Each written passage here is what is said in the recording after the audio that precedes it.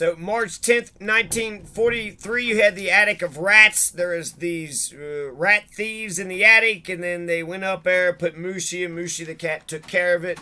March 12th, 1943, 2 days later, you had Douchey or Dosh or something, the German versus Tommy. That's the English cat was named Tommy, and then the German cat in the warehouse was Bushi or Bashi. And so apparently it was like the German versus the English, the attic cat versus the warehouse cat. Anne Frank also was able to buy some sandals, which was like 650 florins, and she wore them out after 1 week. What? You're hiding in Nazi Germany and you bought some sandals and you wore them out after a week? You know there's like soldiers in the trenches. She actually mentioned this one in March 19th, 1943 that had mentioned that both of their feet were frozen off in Stalingrad. Both of their feet had got frozen the fuck off.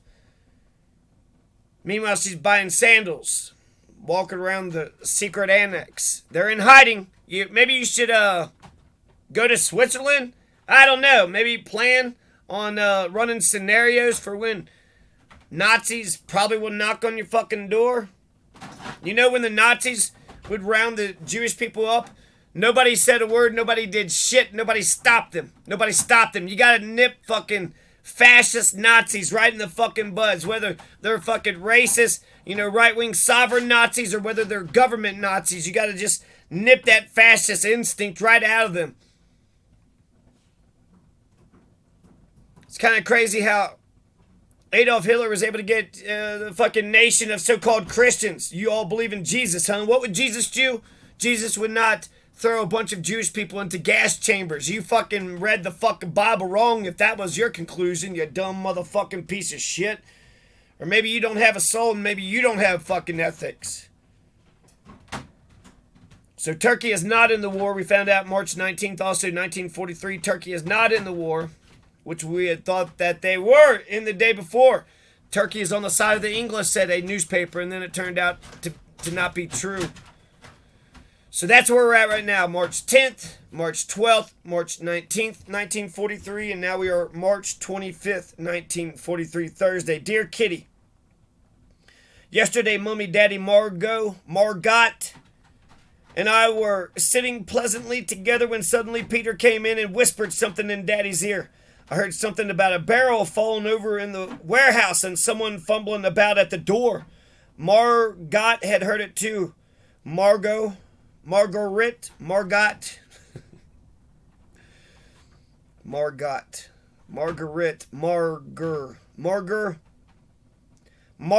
had heard it too, but when Daddy and Peter went off immediately, she tried to calm me down a bit. Because I was naturally as white as a sheet and very jittery, the three of us waited in suspense. A minute or two later, Mrs. Van Daan came upstairs. She'd been listening to the wireless in the private office. She told us that Pim had asked her to turn off the wireless and go softly upstairs. But you know what that's like. If you want to be extra quiet, then each step of the old stairs creaks twice as loudly. 5 minutes later, Pim and Peter appeared again, white to the roots of their hair, and told us their experiences. They had hidden themselves under the stairs and waited with no result at first, but suddenly, yes, I must tell you, they heard two loud bumps, just as if two doors were banged here in the house. Pim was upstairs in one leap. Peter warned Dussel first, who finally landed upstairs with a lot of fuss and noise. Then we all went up in stocking the feet to the Van Dans on the next floor. Mr. Van Daan had a bad cold and had already gone to bed, so we all drew up closely around his bed and whispered our suspicions to him. Each time Mr. Van Daan coughed loudly, Mrs. Van Daan and I were so scared that we thought we were going to have a fit. That went on until one of us got the bright idea of giving him some codeine, which soothed the cough at once. Again, we waited and waited. I think codeine,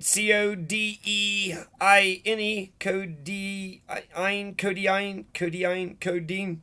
Again, we waited and waited, but we heard no more, and finally we all came to the conclusion that the thieves had taken to their heels when they heard footsteps in the house, which was otherwise so silent. Now it was unfortunate that the wireless downstairs was still turned to England and that the chairs were neatly arranged round it. If the door had been forced and the air raid wardens had noticed and warned the police, then the results might have been very unpleasant. So Mr. Van Daan got up and put on his coat and hat and followed Daddy cautiously downstairs. Peter took up the rear, armed with a large hammer in case of emergencies. The ladies upstairs, including Margot and me, waited in suspense until the gentleman reappeared 5 minutes later and told us all was quiet in the house. We arranged that we would not draw any water or pull the plug in the lavatory, but as the excitement had affected most of our tummies, you can imagine what the atmosphere was like when we had each paid a visit in succession. When something like that happens, heaps of other things seem to come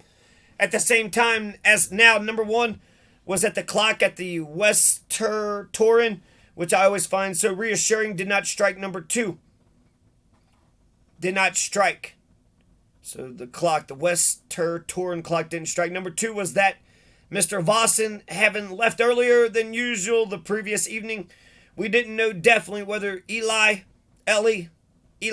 E-L-L-I, had been able to get a hold of the key and had perhaps forgotten to shut the door. It's still evening and we were still in a state of uncertainty, although we certainly did feel a bit reassured by the fact that from about 8 o'clock, when the burglar had alarmed the house, until 10:30, we had not heard a sound. On further reflection, it also seemed very unlikely to us that a thief would have forced open the door so early in the evening while there were still people about in the street.